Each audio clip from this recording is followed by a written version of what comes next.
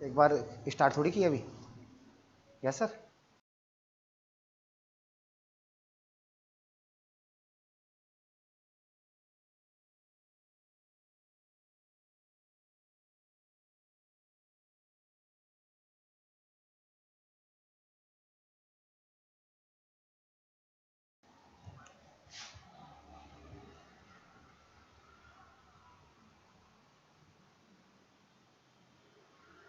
Yes sir.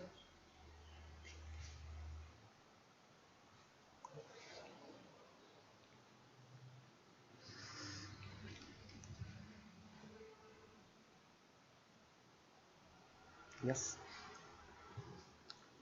Hello students, good evening. National Career Academy के digital platform पर आप सभी का हार्दिक स्वागत एवं अभिनंदन है। फ्रेंड्स, आवाज आ रही है आप सभी तक क्लियर?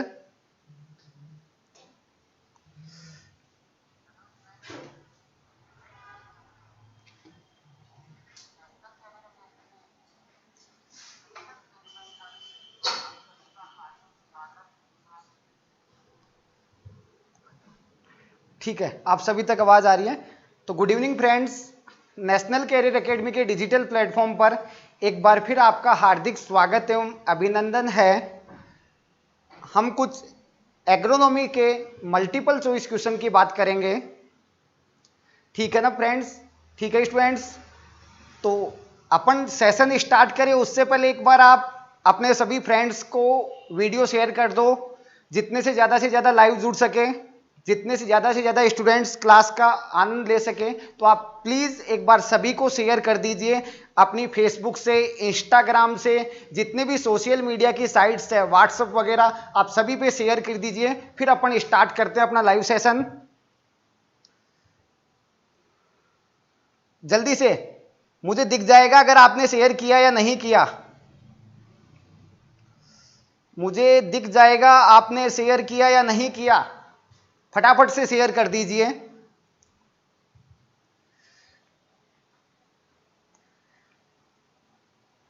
जी यस।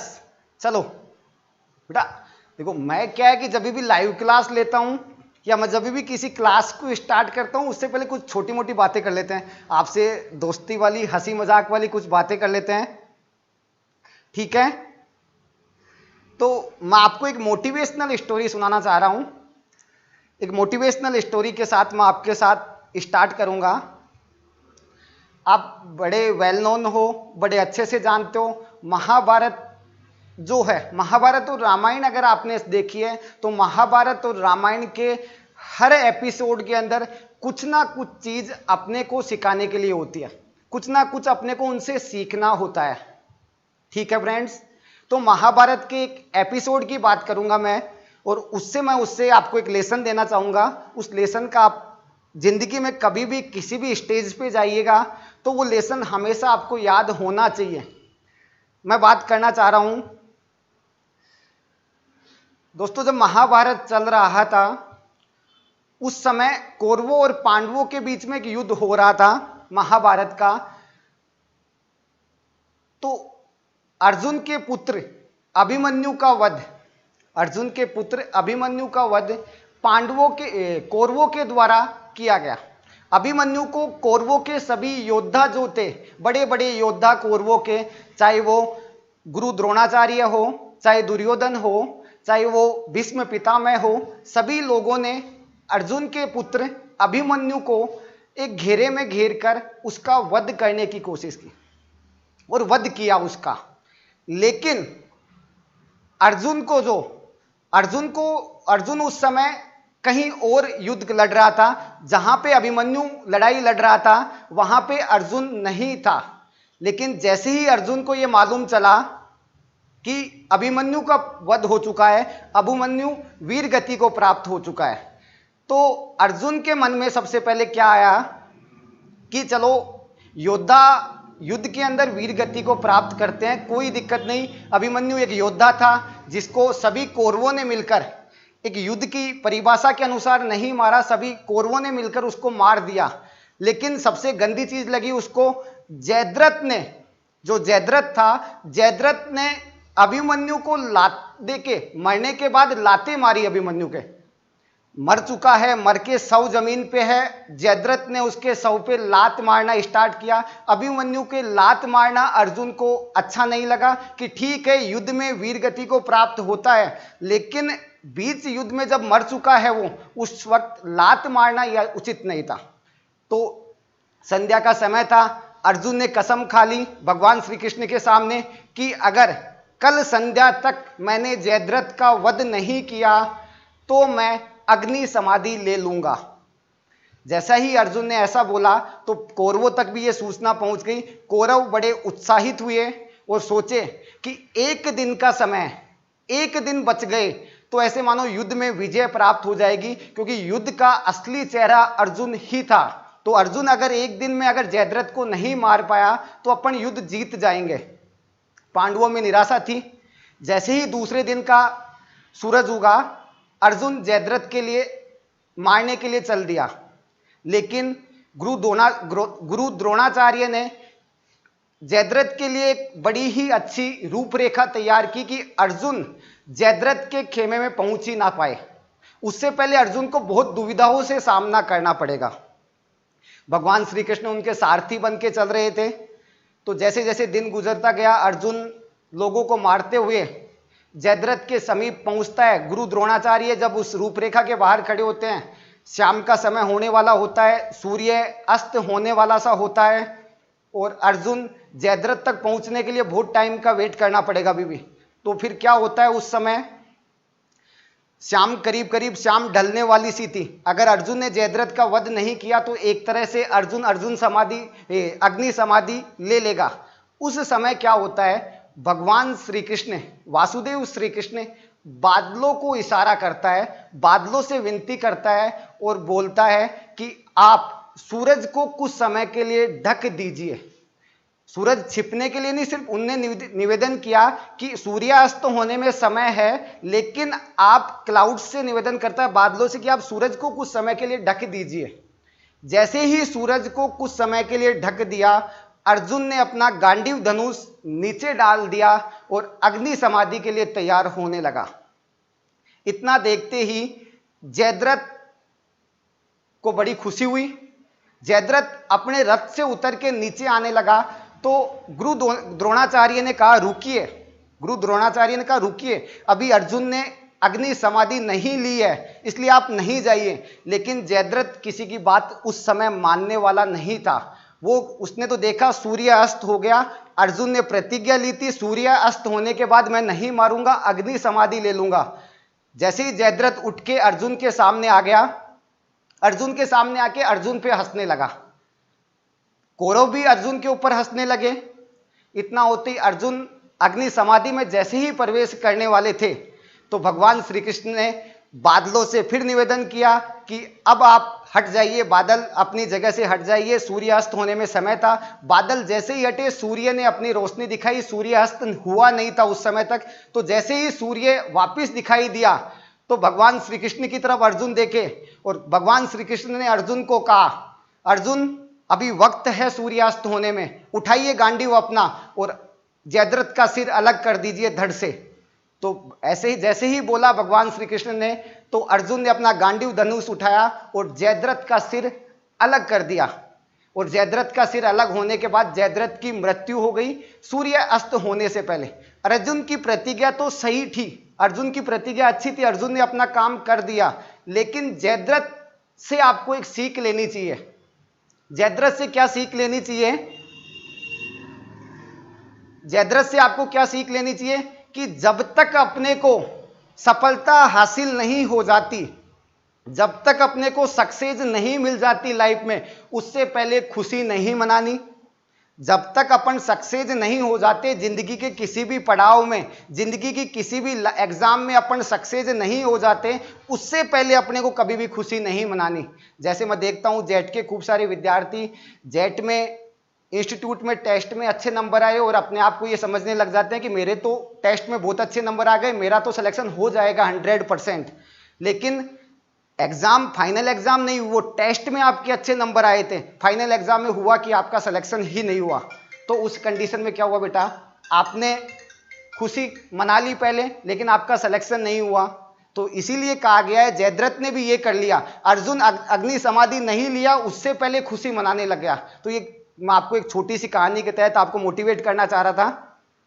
आपको जिंदगी में इस कहानी से बहुत कुछ सीखना चाहिए, क्योंकि अगर उस दिन जयद्रथ अगर अग्नि समाधि के बाद में आता तो शायद अर्जुन उस दिन समाधि ले चुका होता, लेकिन वो खुशी से पहले आ गया, और खुशी से पहले आ गया तो मारा गया। इसलिए आपको भी जिंदगी में इससे कुछ सीखना चाहिए। अपन लाइव सेशन की बात करते हैं, अपन क्लास स्टार्ट करते हैं।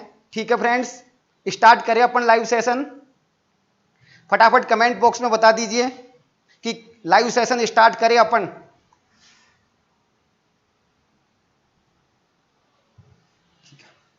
ठीक है, तो मैं एक बार वापस मेरा एक इंट्रोडक्शन दे देता हूं। मैं doctor Mahendra Yadav, National Career Academy में एक बार स्वागत करता हूं आप सभी का, नए जुड़े हैं उनका। और अपन लाइव सेशन की तरफ बढ़ते हैं। अपन चलते हैं क्वेश्चन नंबर 1 पे।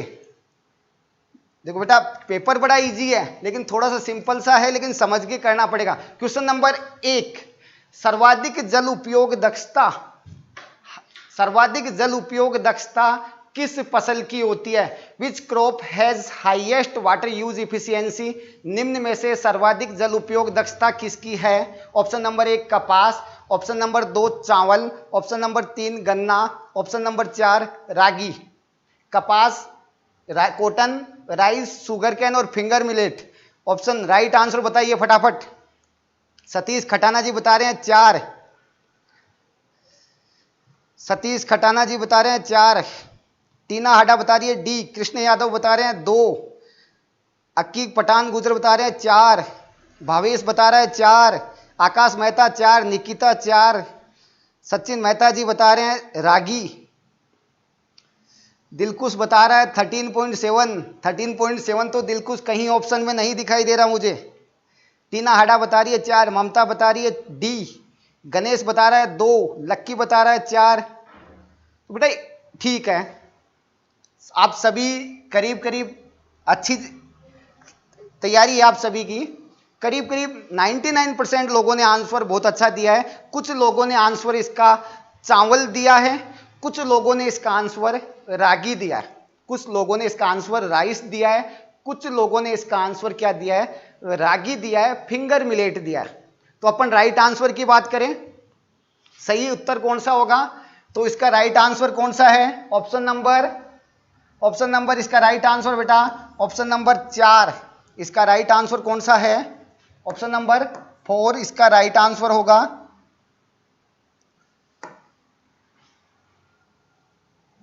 ऑप्शन नंबर 4 इसका क्या है? राइट आंसर है।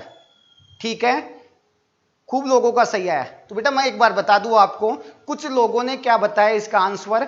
चावल। कुछ लोगों ने इसका आंसर बताया चावल, लेकिन उन्होंने ये नहीं देखा मैं क्या पूछ रहा हूं। जल उपयोग दक्षता, वाटर यूज इफिशियंसी पूछ रहा हूं मैं, जल मांग नहीं पूछ रहा हूं, वाटर रिक्वायरमेंट नहीं पूछ रहा मैं चावल की। क्या पूछना चाहा मैंने? चावल की जल उपयोग दक्षता। तो चावल की जल उपयोग दक्षता तो मैं पूछ रहा हूं, आप बता रहे हो जल मांग की चावल की ज्यादा होती है, और चावल से ज्यादा जल मांग किसकी होती है? गन्ने की। तो ये आंसर उस कंडीशन में भी सही नहीं है। तो आंसर क्या जाएगा? सर्वाधिक जल उपयोग दक्षता किसकी होती है? ऑप्शन नंबर 4 फिंगर मिलेट रागी की होती है। क्या होती है जल उपयोग दक्षता? ये मैं अभी बात कर रहा हूं, बताऊंगा। अजीत, जेट का एग्जाम 100% सितंबर में होगा। सभी को मैं आपको कह दूं, जेट का एग्जाम 101% सितंबर में होगा। अब इससे संबंधित क्वेश्चन मत पूछना, जेट का एग्जाम कब होगा? सितंबर में एग्जाम होगा 100%। चलो नेक्स्ट बात करें अपन क्वेश्चन नंबर 2 पे। क्वेश्चन नंबर 2 है अपना, आपकी स्क्रीन पे क्वेश्चन नंबर 2 है।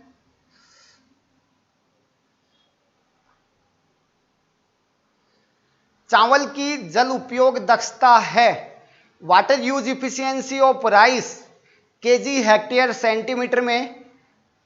चावल की जल उपयोग दक्षता option number 1 3, option number 2 13.7, option number 3 30, option number 4 12.4। Answer फटाफट। चावल की जल उपयोग दक्षता है कुणाल बता रहा है 4, टीना हाडा बता रही है 3, 1, गणेश रायका जी बता रहे हैं 1, कुणाल जिंगर बता रहा है 1, गणेश रायका 1, सचिन पंचाल जी बता रहे हैं 1, सचिन मेहता बता रहे हैं 3, HR चौधरी बता रहे हैं 1, आयुष बता रहा है 1, कंचन बता रही है 1, चंद्रकांता बता रही है 1, आशा बता रही है 1, श्रीराम बता रहा है 2, गणेश रायका जी बता रहे हैं 2, राहुल यादव जी बता रहे हैं 1, हंसराज जी बता रहे हैं 1, लोकेश गुजर जी बता रहे हैं 3, 3, 4, लोकेश गुजर जी ये राइट आंसर तो आप गलत तरीके से दे रहे हो। आयुष बता रहा है 1, नेमीचंद जोगी बता रहा है 1। तो ठीक है बेटा, अपन बात कर रहे थे 99% इस क्वेश्चन का आंसर 99% लोगों का 99% 99% स्टूडेंट्स का ये आंसर गलत है। चावल की जल उपयोग दक्षता, अगर मैंने ब्रैकेट के अंदर क्या लिख दिया, केजी हेक्टेयर सेंटीमीटर लिख दिया बेटा, तो आपका आंसर गलत हो गया।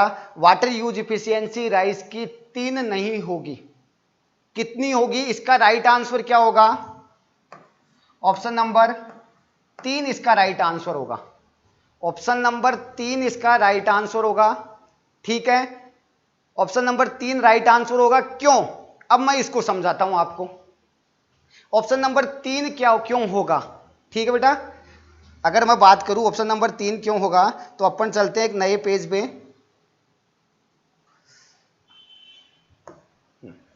अपन किसकी बात करें?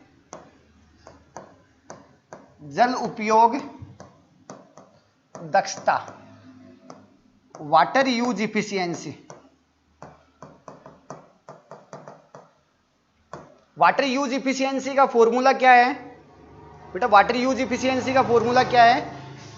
Y upon ET। Y means उपज अपॉन ET का मतलब इवापो ट्रांसपिरेशन, वाष्पो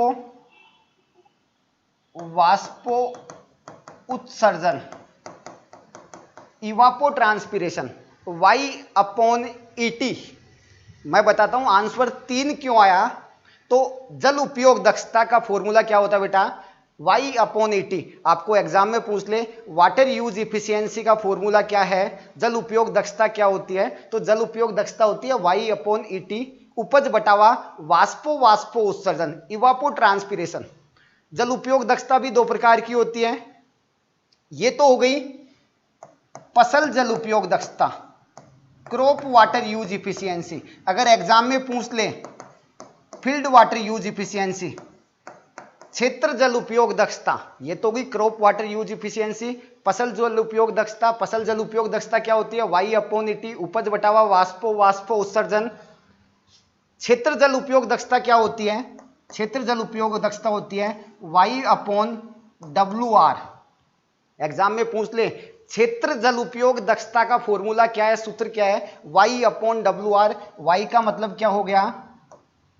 उपज। WR का मतलब, W का मतलब वाटर, R का मतलब रिक्वायर। तो जल की मात्रा कितनी चाहिए, मृदा में जल की आवश्यकता कितनी है, वो है क्षेत्र जल उपयोग दक्षता का formula, field water use efficiency का फॉर्मूला है। ठीक है बेटा, क्लियर है? अपन क्वेश्चन की बात करते हैं। अपन ने क्या पूछा? चावल की जल उपयोग दक्षता है। तो जल उपयोग दक्षता निकालते कैसे हैं बेटा? मैं आपको बताना चाह रहा हूं जल उपयोग दक्षता निकालते कैसे हैं। तो फसल की, चावल क्या है? फसल। तो फसल की जल उपयोग दक्षता फॉर्मूला कौन सा हो गया? Y upon ET। Y बोले तो उपज। तो चावल की एक एवरेज उपज क्या है? 6000 किलोग्राम हेक्टेयर। चावल की एक एवरेज उपज होती है बेटा 6000 किलोग्राम हेक्टेयर। औसत उपज की बात करें 6000 क्विंटल के किलोग्राम हेक्टेयर होती है चावल की उपज। अब वाष्पो उत्सर्जन कितना हुआ ये अपने को मालूम नहीं, लेकिन अपने को ये मालूम है चावल की जलमांग क्या है, चावल को पानी कितना चाहिए। तो चावल की जलमांग क्या है? चावल की जलमांग क्या है राइस की बेटा? राइस की जलमांग है 900 से 2500 mm चावल की जलमांग कितनी है? 900 से 2500 mm है। कितनी जलमांग है? 900 से 2500। ठीक है, तो अपन निकाल सकते हैं उपज में कितना आ जाएगा? 6000। ठीक है, जलमांग कितनी होगी? 900 से 2500। एवरेज की बात करें अपन 2000। चावल की एवरेज वाटर रिक्वायरमेंट क्या है? जलमांग क्या है? 2000 mm, क्योंकि 900 से 2500 है। एवरेज की बात करें 2000, तो 6000 अपॉन 2000। कितना आंसर आ गया? 3। कितना आंसर आया बेटा? 3 आया। आप सभी लोगों का आंसर क्या था? 3 था। इसका मतलब आपका आंसर सही था, आपका आंसर गलत नहीं था, लेकिन यूनिट लिखी थी मैंने। ये 3 क्या है? उपज कितनी है? किसमें है? किलोग्राम हेक्टेयर, तो 3 किलोग्राम हेक्टेयर। पानी किसमें दिया? mm में, तो ये हो गया mm। तो ये आंसर क्या है? 3 किलोग्राम प्रति हेक्टेयर mm में है। लेकिन मैंने किसमें पूछा है? किलोग्राम हेक्टेयर सेंटीमीटर के अंदर। किलोग्राम हेक्टेयर सेंटीमीटर में मैंने पूछा आपको, तो उपज तो 6000 रह जाएगी। अब 2000 mm पानी है, इसको सेंटीमीटर में कन्वर्ट करें अपन।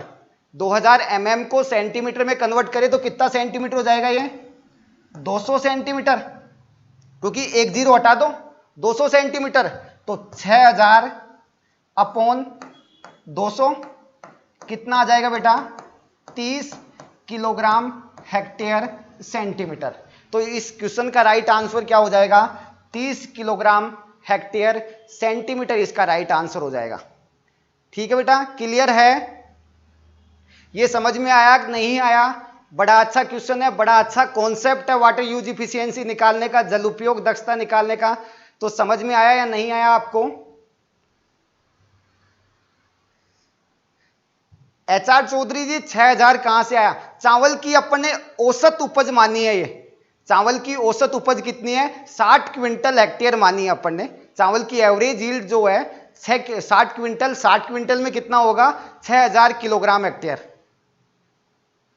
ठीक है बेटा, ये समझ में आया वाटर यूज इफिशियंसी कैसे निकालते हैं, जल उपयोग दक्षता।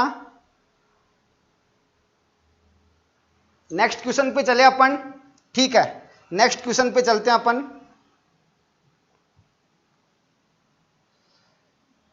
नेक्स्ट क्वेश्चन आपकी स्क्रीन पे है, मृदा स्वास्थ्य कार्ड में कितने पैरामीटर सम्मिलित किए गए? How many parameter were included in soil health card? Option number 1 10, option number 2 11, option number 3 12, option number 4 14। बताइए फटाफट कमेंट करके बता दीजिए। प्रियंका यादव जी बता रहे हैं यस आंसर, इमरान बता रहे हैं 12, विशाल बता रहे हैं 3, महावीर सुमन जी बता रहे हैं, हरेंद्र पोसवाल जी बता रहे हैं सी, निकिता डागी बता रही है 3, टीना बता रही है 3, आशा बता रही है 3, विशाल बता रहा है 3, विकास यादव बता रहे हैं 12, हंसराज सैनी जी बता रहे हैं सी, HR चौधरी जी बता रहे हैं सी, प्रियंका बता रही है 3, पुष्पेंद्र बैंसला जी बता रहे हैं सी, अभिषेक मेहता बता रहे हैं 12। ठीक है बेटा, चलो अपन डिस्कशन कर लेते हैं क्वेश्चन पे। तो बेटा इसका राइट आंसर क्या होगा? आप सभी का आंसर करीब करीब इसका आंसर सही है। इसका राइट आंसर है मृदा स्वास्थ्य कार्ड में 12 पैरामीटर्स को सम्मिलित किया गया है। सोइल हेल्थ कार्ड में कितने पैरामीटर्स लिए गए हैं? 12 पैरामीटर्स लिए गए हैं। ठीक है, कितने पैरामीटर्स लिए गए हैं मृदा स्वास्थ्य कार्ड में? 12 पैरामीटर्स लिए गए हैं। आप सभी का आंसर सही है। ठीक है, तो अपन इससे कुछ बातें कर लेते हैं। पहली बात तो सोइल हेल्थ कार्ड, मृदा स्वास्थ्य कार्ड को लॉन्च कब किया? इसकी शुरुआत कब हुई? मृदा स्वास्थ्य कार्ड की शुरुआत कब हुई? लॉन्च कब हुआ? तो कब हुआ बेटा? ये 19 फरवरी 2015 को मृदा स्वास्थ्य कार्ड आया। कब आया? 19 फरवरी 2015 को मृदा स्वास्थ्य कार्ड की योजना स्टार्ट की गई। याद रखना, बड़ा इंपॉर्टेंट क्वेश्चन है। 19 फरवरी 2015 को भारत के प्रधानमंत्री the prime minister of India launch the scheme soil health card कहां से स्टार्ट की गई, स्थान कहां से लिया गया इसका, सूरतगढ़ श्रीगंगानगर, सूरतगढ़ श्रीगंगानगर। मतलब ये केंद्र की योजना थी जो कहां से स्टार्ट हुई, राजस्थान से स्टार्ट हुई। राजस्थान में कहां, ये सूरतगढ़ श्रीगंगानगर से ये योजना स्टार्ट हुई। तो पूछ ले, मृदा स्वास्थ्य card soil health card scheme कब लागू की गई, 19 फेब 2015 के अंदर ये योजना लागू हुई। कहां से, सूरतगढ़ श्रीगंगानगर से ये योजना लागू हुई। अब इसमें कितने पैरामीटर्स लिए गए, 12 पैरामीटर्स लिए गए बेटा। 12 पैरामीटर्स कौन कौन से हैं ये भी पूछ लेते हैं एग्जाम में। निम्न में से मृदा स्वास्थ्य कार्ड में सम्मिलित नहीं किया गया है, कि कौन कौन से पैरामीटर सम्मिलित नहीं किए गए हैं। तो अपने को 12 याद होने चाहिए, बाकी उसके अलावा कोई मतलब नहीं। 12 कौन कौन से हैं, 12 है बेटा, एक है पीएच, एक है ईसी, एक है ओसी। पीएच, ईसी, ओसी। पीएच होता है, ईसी मतलब इलेक्ट्रिकल कंडक्टिविटी, विद्युत चालकता। ओसी का मतलब ऑर्गेनिक कार्बन, कार्बनिक कार्बन। 3 तो ये लिए गए फिजिकल पैरामीटर, 3 तो फिजिकल पैरामीटर लिए गए। उसके अलावा 3 प्राथमिक पोषक तत्व लिए गए, एनपीके। कौन से पोषक तत्व हैं ये, प्राइमरी, प्राथमिक पोषक तत्व लिए गए। 3 फिजिकल पैरामीटर्स ले लिए, पीएच, ईसी, ओसी। 3 प्राथमिक पोषक तत्व ले लिए, एनपीके। एक द्वितीयक पोषक तत्व ले लिया, सल्फर। सल्फर कौन सा पोषक तत्व है, द्वितीयक पोषक तत्व है। तो कितने हो गए, 3 3 6 और 1 7। बाकी बचे हुए 5 सूक्ष्म पोषक तत्व थे। कौन कौन से हैं, iron, manganese, copper, zinc, boron. ये 5 जो है ये सूक्ष्म पोषक तत्व मृदा स्वास्थ्य कार्ड में शामिल किए गए। तो याद रखना, मृदा स्वास्थ्य कार्ड में कितने पोषक तत्व, ये कितने पैरामीटर्स होते हैं, 12 पैरामीटर होते हैं। कौन कौन से, पीएच, विद्युत चालकता, कार्बनिक carbon, nitrogen, phosphorus, potassium, sulphur, iron, manganese, copper, zinc और बोरोन। ये 12 पैरामीटर सोइल हेल्थ कार्ड में लिए गए। ठीक है बेटा, नेक्स्ट क्वेश्चन पे चलते हैं अपन। नेक्स्ट क्वेश्चन पे चलते हैं। नेक्स्ट क्वेश्चन आपकी स्क्रीन पे है, निम्न में से सोलम है, which of the following is known as solum. Option number 1 A plus B, option number 2 A plus B plus C, option number 3 A plus B plus A plus E plus B, option number 4 A plus ई।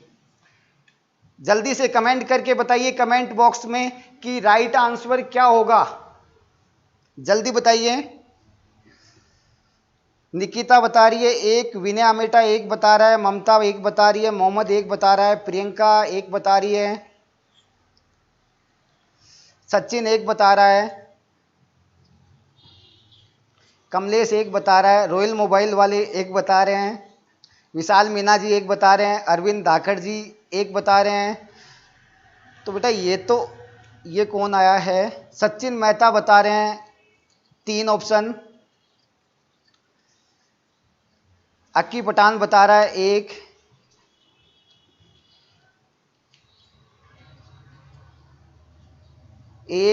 राजेश मीणा जी बता रहे हैं 1। तो ठीक है बेटा, इसका right answer क्या होगा, इसका राइट आंसर होगा, आप सभी का राइट आंसर है मृदा स्वास्थ्य कार्ड में, मृदा परिच्छेदिका में सोलम जो है, सोलम का मतलब क्या है, ए प्लस बी को सोलम कहा जाता है। ऑप्शन नंबर 1 इसका राइट आंसर होगा। कौन सा राइट आंसर होगा, ऑप्शन नंबर 1 को सोलम कहा गया है। लेकिन इधर देखना, ऑप्शन नंबर 1 इसका राइट आंसर है, ए प्लस बी को सोलम कहा गया है, और ए प्लस बी प्लस सी को क्या कहा गया है, रिगोलिथ, A+B+C क्या कहलाता है? रिगोलिथ कहलाता है। ठीक है, और इसमें कंफ्यूज होने की जरूरत नहीं है, कभी भी परेशान होने की जरूरत नहीं है, क्योंकि आपको मालूम है मृदा शब्द की उत्पत्ति लैटिन भाषा के कौन से शब्द से हुई है? मृदा जो है, सोइल जो है, मृदा शब्द की उत्पत्ति लैटिन भाषा के कौन से शब्द से हुई है? सोलम शब्द से हुई है। ये आपको मालूम है, मृदा शब्द की उत्पत्ति लैटिन भाषा के सोलम शब्द से हुई है। सबको आता है ये? अब मैं आपको एक हल्की सी चीज बताना चाह रहा हूं। अब अपन ने कहा मृदा शब्द की उत्पत्ति लैटिन भाषा के सोलम से हुई है, तो ये है अपनी सोइल प्रोफाइल, मृदा परिच्छेदिका, सोइल प्रोफाइल मृदा परिच्छेदिका। ये सोइल का कौन सा कट है? एक कट तो ऐसा होता है, ये तो कौन सा हुआ? हॉरिजेंटल। ये कौन सा हुआ बेटा? वर्टिकल। तो ये मृदा का वर्टिकल सेक्शन ही क्या कहलाता है? सोइल प्रोफाइल कहलाता है। मृदा का ऊर्ध्वाधर कटाव मृदा परिच्छेदिका कहलाता है। इसमें O, A, B, C, R ऐसे कुछ होराइजन्स होते हैं। R तो क्या है? कठोर चट्टान है, ये पैतृक पदार्थ है, ये कल्टीवेबल लैंड में पाई ही नहीं जाती। ओ होराइजन्स जो है, ओ संस्तर है, ये खेती योग्य मृदा के अंदर नहीं पाया जाता। तो अब पाए कौन से जाते हैं? ए से स्टार्ट होगा। जो अपन खेती कर रहे हैं वहां कौन से संस्तर पाए जाते हैं? ओ नहीं पाया जाता, ए से स्टार्ट होते हैं। अब ये तो पैतृक पदार्थ है सी, तो मृदा कौन सी है? ए और बी। और मृदा की उत्पत्ति किससे हुई है? सोलम से। मृदा की उत्पत्ति किससे हुई है बेटा? सोलम से हुई है। और मृदा कौन सी है? ए और बी है, क्योंकि सी तो क्या है? पैतृक पदार्थ है, तो मृदा तो नहीं है सी। ए और बी मृदा है, और मृदा की उत्पत्ति सोलम से हुई है, तो सोलम क्या हो गया? A+B। सोलम क्या कहलाएगा? A+B। ठीक है, नेक्स्ट क्लास में नेक्स्ट क्वेश्चन चलते हैं अपन। नेक्स्ट क्वेश्चन आपकी स्क्रीन पर है, निम्न में से कौन सा तत्व चावल हेतु लाभदायक है? Which of the following element is beneficial for rice? Option number 1 cobalt, option number 2 sodium, option number 3 copper, option number 4 silicon. Answer बताइए फटाफट। क्वेश्चन नंबर 5 का आंसर बताइए जल्दी से। निकिता बता रहे हैं ऑप्शन नंबर 4, टीना बता रही है 4, ममता बता रही है डी, विशाल बता रहा है डी, विकास जाट बता रहा है सिलिकॉन, आशा बता रही है डी, अरविंद धाकड़ 4, हरेंद्र बता रहे हैं 3, प्रवीण धाकड़ बता रहे हैं 4 सॉरी, प्रियंका यादव जी बता रहे हैं 4, महेंद्र सिंह जी बता रहे हैं डी, रेखा डांगी जी बता रहे हैं 4, टीना हाड़ा सिलिकॉन, रवि खटीक कोबाल्ट पालक हेतु। मैं जो क्वेश्चन पूछ रहा हूं उसी का आंसर देने की कृपा कीजिए। ठीक है, ठीक है बेटा, इसमें आप सभी लोगों का आंसर राइट है। चावल के लिए कौन सा पोषक तत्व लाभदायक है? चावल के लिए कौन सा पोषक तत्व लाभदायक है? सिलिकॉन। पूछ ले राइस के लिए बेनिफिशियल एलिमेंट कौन है? सिलिकॉन। सोडियम किसके लिए बेनिफिशियल है? चुकंदर के लिए, शुगर बीट के लिए। शुगर बीट के लिए कौन बेनिफिशियल है? सोडियम बेनिफिशियल है। कोबाल्ट किसके लिए बेनिफिशियल है? पालक के लिए, स्पिनच के लिए। पालक के लिए कोबाल्ट लाभदायक है, सोडियम चुकंदर के लिए लाभदायक है, सिलिकॉन चावल के लिए लाभदायक है, और कॉपर तो एक आवश्यक पोषक तत्व है, लाभदायक पोषक तत्व कॉपर नहीं है, बेनिफिशियल नहीं है। कॉपर कौन सा है? असेंशियल की कैटेगरी में आता है। तो पालक के लिए कोबाल्ट, सोडियम के लिए चुकंदर, और सिलिकॉन किसके लिए लाभदायक हो गया? चावल के लिए। अब बेटा सिलिकॉन का क्या काम है चावल के अंदर? सिलिकॉन चावल के अंदर क्यों लाभदायक है? तो आप ध्यान देना, ये अपना चावल का खेत है, ये अपना चावल का खेत है। चावल के खेत में अपन पानी भर के रखते हैं, चावल के खेत में पानी भर के रखते हैं। पानी भर के रखने से क्या होता है, जितने भी सोइल के अंदर पोर स्पेस है, रंध्रावकाश है, वो पानी से भर जाते हैं। जितने भी मृदा में रंध्रावकाश है वो पानी से भर जाते हैं। ऑक्सीजन की कमी हो जाती है, ऑक्सीजन मृदा में नहीं रहती है।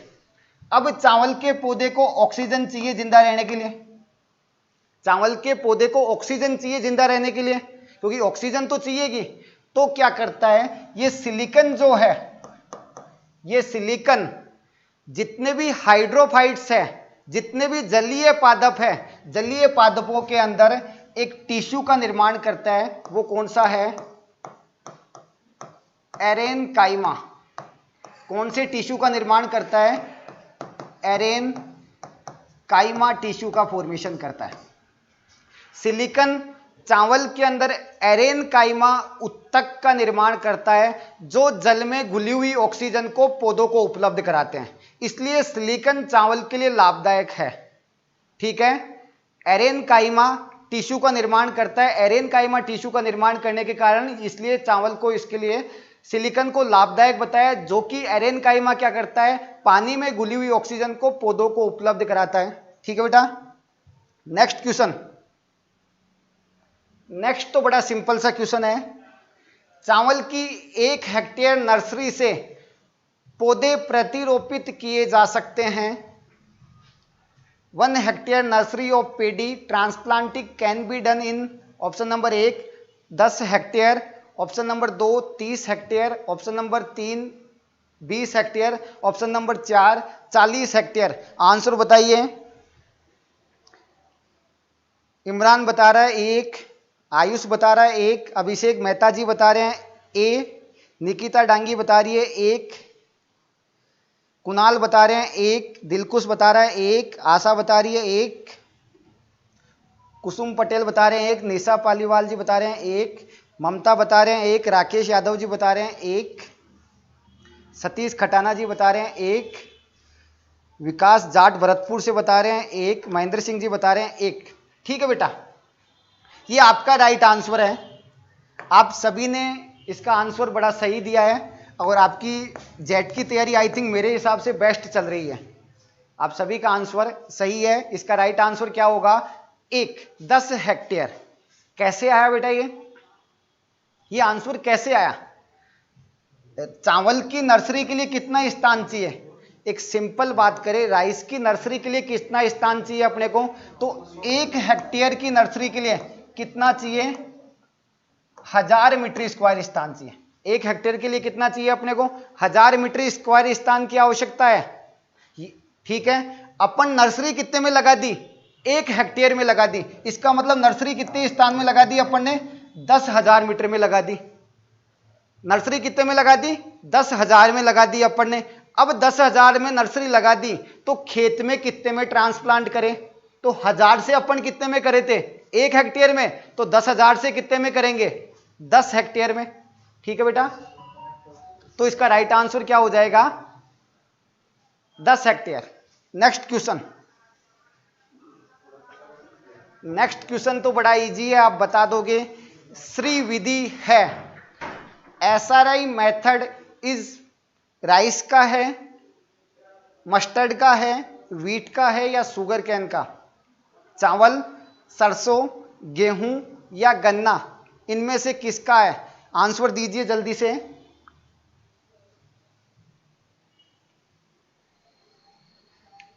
आयुष बता रहा है 1, विशाल बता रहा है 1, टीना हाड़ा बता रही है 1। Rice rice rice rice. ठीक है बेटा, आप सभी का ये आंसर सही है। ऑप्शन नंबर 1 इसका राइट आंसर है। एसआरआई विधि किससे संबंधित है? चावल से संबंधित है। एसआरआई का मतलब क्या होता है? System of rice intensification. System of rice intensification SRI का मतलब होता है। एक बार बीएचयू में क्वेश्चन पूछा हुआ है, एसआरआई में आई का स्टैंड क्या है? आई का मतलब क्या है? इंटेंसिफिकेशन। एसआरआई विधि कहां से आई? मेडागास्कर से आई बेटा। कहां से आई? मेडागास्कर से आई। मेडागास्कर कहां है? मेडागास्कर से आई। कब आई? 1983 में, 1983 के अंदर मेडागास्कर से एसआरआई विधि भारत में आई थी। ठीक है, नेक्स्ट क्वेश्चन की बात करें।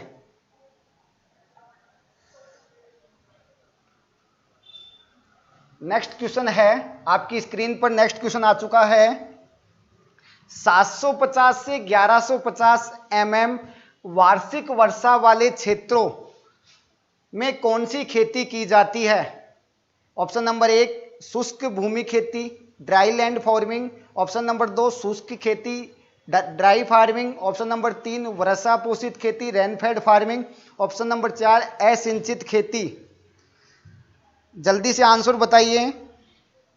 इमरान बता रहा है 1, आशा गुजर बता रही है 1, कमल बता रहा है 1, दिलकुश बता रहा है 1, अनु कुमारी धाकड़ बता रही है 1, कुणाल बता रहा है 1, HR चौधरी जी बता रहे हैं 1, टीना हाडाव जी बता रहे हैं 1, विशाल लवाना जी बता रहे हैं 1, रोहित जोरवाल बता रहे हैं 1, सचिन पंचाल जी बता रहे हैं 1, अभिषेक मेहता जी बता रहे हैं B, ममता चौहान 1, विकास जाट भरतपुर से बता रहे हैं 3, विशाल मीना जी बता रहे हैं 1, सचिन मेहता जी बता रहे हैं dry land farming.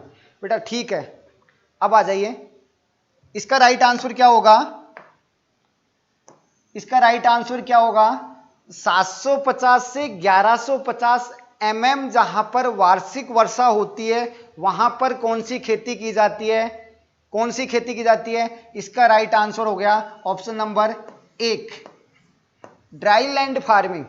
Right answer क्या आएगा बेटा? ड्राई लैंड फार्मिंग इसका राइट आंसर है। अब मैं तीनों फार्मिंग की बता देता हूं आपको।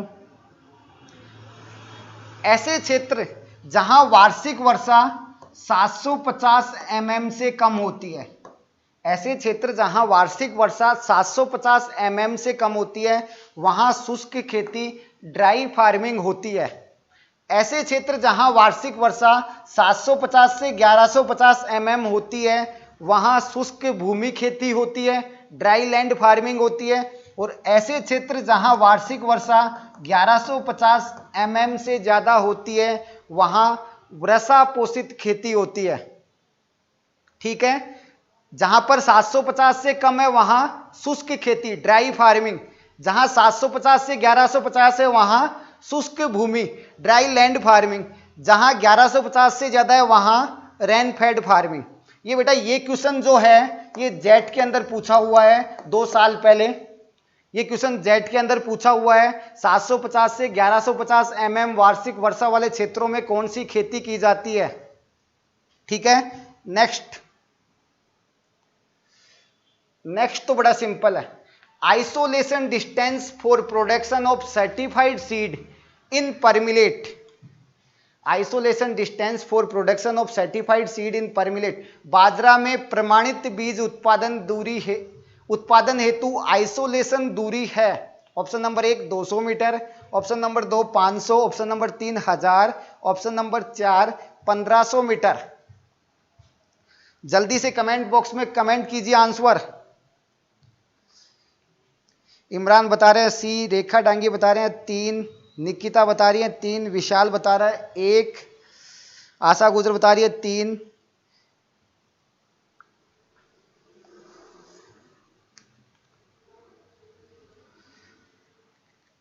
C 3, विकास यादव जी बता रहे हैं 3, ममता चौहान जी बता रहे हैं 3, सतीश खटाना जी बता रहे हैं 1, टीना हाडा जी 1, इमरान पहले थोड़ी देर पहले C बता रहा था अभी A पे आ गया।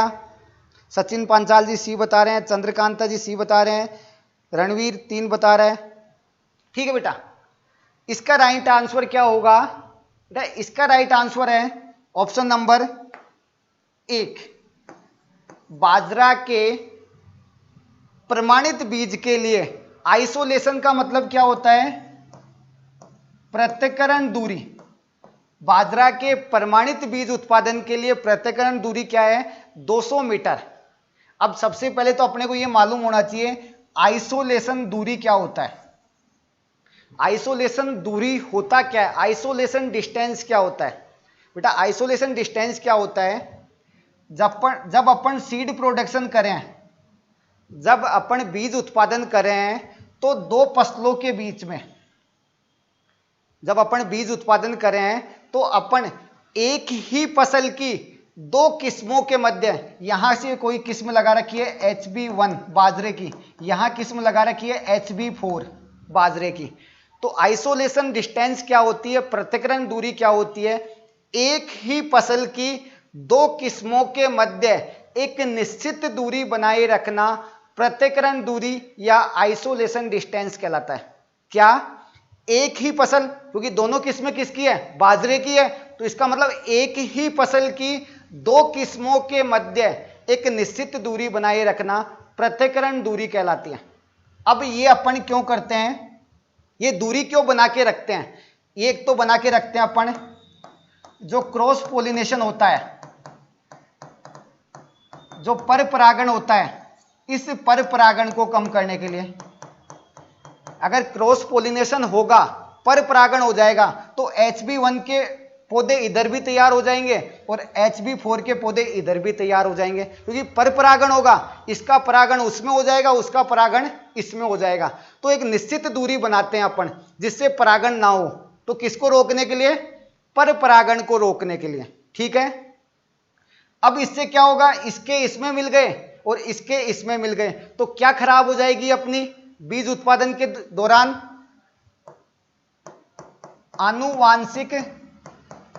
आनुवांशिक शुद्धता, जेनेटिक क्या खराब हो जाएगी बेटा, जेनेटिक प्योरिटी खराब हो जाएगी। तो पृथक्करण दूरी का उद्देश्य क्या होता है, पर परागण को रोकना व आनुवांशिक शुद्धता को बनाए रखना। ठीक है, प्रमाणित बीज की पूछ रहा है अपने को, तो कितना आंसर आ गया, 200 मीटर। अगर यही बात आधार बीज की करता तो आधार बीज की आनुवांशिक शुद्धता प्रमाणित बीज की तुलना में ज्यादा होती है, आधार बीज की आनुवांशिक शुद्धता प्रमाणित बीज की तुलना में ज्यादा होती है, तो आधार बीज के लिए ये क्या हो जाता आंसर, 1000 मीटर।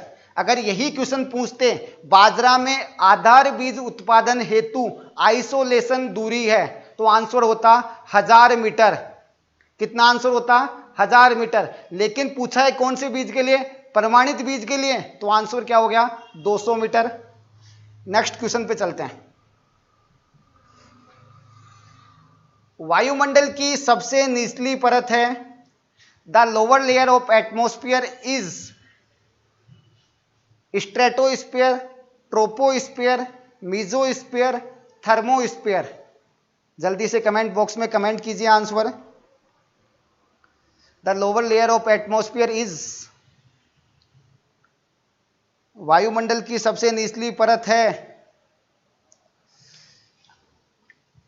हरेंद्र पोसवाल बता रहे हैं बी, विनय मेटा बता रहे हैं 2, अभिषेक बता रहे हैं 2, प्रवीण बता रहे हैं 2, टीना आडा जी बता रहे हैं 2, निकिता बता रही है 2। ठीक है बेटा, वायुमंडल की सबसे नीचे वाली परत कौन सी होती है, आप सभी का आंसर राइट है। वायुमंडल की सबसे नीचे वाली परत होती है ट्रोपोस्फीयर। वायुमंडल की सबसे नीचे वाली परत कौन सी होती है, ट्रोपोस्फीयर होती है वायुमंडल की सबसे नीचे वाली परत। और यही क्वेश्चन पूछे वायुमंडल की सबसे ऊपर की परत कौन सी होती है, तो नीचे वाली तो ट्रोपोस्फीयर हो गई और सबसे ऊपर वाली कौन सी हो गई, थर्मोस्फीयर। वायुमंडल की सबसे ऊपर की परत थर्मोस्फीयर है, वायुमंडल की सबसे नीचे की परत ट्रोपोस्फीयर है। ठीक है, अब वायुमंडल कभी कभी ये भी पूछ लेते हैं थर्मोस्फीयर के निचली परत कहलाती है, थर्मोस्फीयर तापमंडल की नीचे वाली परत कौन सी कहलाती है, तो तापमंडल के नीचे जो होती है वो मीजोस्फीयर नहीं कहलाती है, तापमंडल के नीचे की परत आयनोस्फीयर कहलाती है, आयन मंडल कहलाती है। तापमंडल के नीचे की परत पूछे कभी एग्जाम में तो आयन मंडल होता है, जहां पर अपन सैटेलाइट वगैरह छोड़ते हैं, रेडियो उपकरण जो छोड़ते हैं, रेडियो एक्टिविटी जहां पे होती है वो कौन सा होता है, आयन मंडल। अपना क्वेश्चन है वायुमंडल की सबसे निचली परत, आंसर क्या आ गया, ट्रोपोस्फीयर। नेक्स्ट क्वेश्चन बड़ा इंपॉर्टेंट क्वेश्चन है और थोड़ा सा कैलकुलेशन है, आप तो बड़े इंटेलिजेंट हो, मुझे बता दोगे। The amount of iron sulphate in ton is equivalent to 5 ton of gypsum to improve soil. कितना आयरन सल्फेट तुल्य डालना होगा अगर मृदा सुधार हेतु 5 टन जिप्सम डाला जाता है? जल्दी से आंसर बताइए इसका।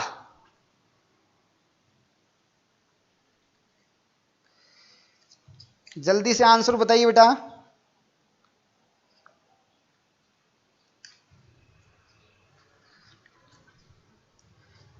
थोड़ा सा टिपिकल है बट आप जैसे स्टूडेंट्स के लिए टिपिकल नहीं है, क्योंकि आप सभी बड़े ही इंटेलिजेंट स्टूडेंट हैं, होनहार विद्यार्थी हैं और आगामी समय में राजस्थान के अंदर कृषि के क्षेत्र में आप एक बहु प्रतिभाशाली व्यक्ति होंगे। आपकी प्रतिभा का लोहा मानना पड़ेगा। कृषि विज्ञान के क्षेत्र में आपको राजस्थान में एक विशेष पहचान मिलेगी कृषि के क्षेत्र में, क्योंकि आप सभी के देख के ऐसे लगता है कि आप बड़े ही इंटेलिजेंट विद्यार्थी हो। और उम्मीद करता हूं राजस्थान में कृषि के क्षेत्र में एक आपका नाम एक ऐसा उभर कर आएगा जो शायद हमारे लिए बड़ा गर्व का पल होगा, क्योंकि संस्था के लिए और हमारे लिए तो एक बड़ा ही हमेशा गर्व का पल होगा, अविश्वसनीय होगा। इसका राइट आंसर दे रहे हैं कमलेश धाकड़ जी सी, निकिता बता रहे हैं 2, अभिषेक बता रहे हैं सी, इमरान बता रहे हैं 1। तो बेटा इसका राइट आंसर क्या है अपन डिस्कशन कर लेते हैं। आप सभी का आंसर गलत है। आप सभी का आंसर क्या है?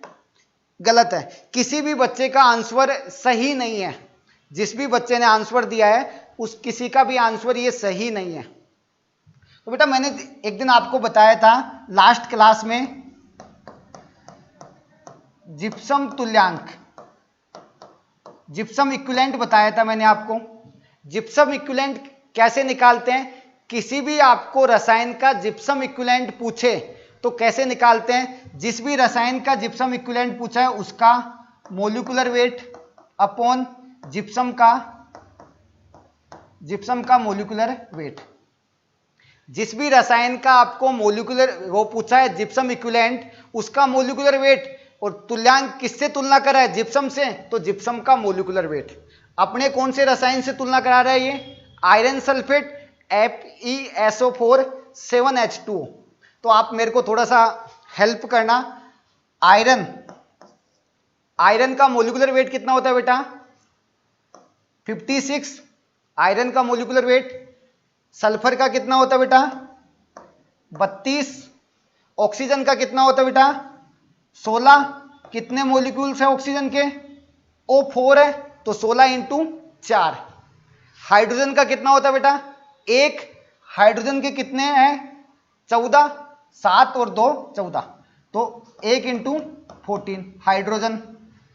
ऑक्सीजन का कितना है बेटा? 16। कितने हैं ऑक्सीजन वापिस? 7, तो 16 इंटू 7। ठीक है, 16 इंटू 7 हो गया बेटा। ठीक है, आपने अब इनको जोड़ लो, कितना आता है टोटल? ये आता है 278। अगर आप इनको जोड़ोगे क्या आएगा? 278 आएगा।